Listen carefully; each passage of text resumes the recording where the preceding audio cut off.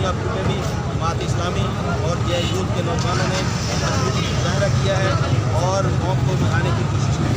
ہمارا یہ موقف ہے، پہلے دن سے ہمارا یہ موقف ہے کہ کشمیر جہاد کے ذریعے سے آزاد ہوگا، کیونکہ جو کشمیر آزاد ہو چکا ہے وہ بھی جہاد کے ذریعے سے آزاد ہوا تھا. اس کی اتنی بڑی فوج جس کے ہم اخراجات اٹھاتے ہیں وہ اس لیے ہے کہ وہ نہ صرف پاکستان کی سرحدوں کی حفاظت کریں، پاکستان کی سلامتی اور استحکام کے لیے وہ ذمہ دار ہو، بلکہ کشمیر کو بھی آزاد کریں. کیونکہ بانی پاکستان قائد اعظم رحمۃ اللہ علیہ نے بجا طور پر یہ کہا تھا کہ کشمیر پاکستان کی شاہراہ ہے اور کشمیر کو پاکستان کے اندر جو ہے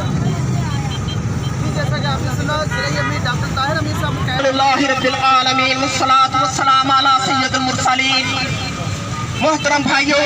یکجہتی کشمیر کے لیے آنے والوں، جب ہندوستان برِ صغیر کے اندر بانی پاکستان قائد اعظم محمد علی جناح نے فرمایا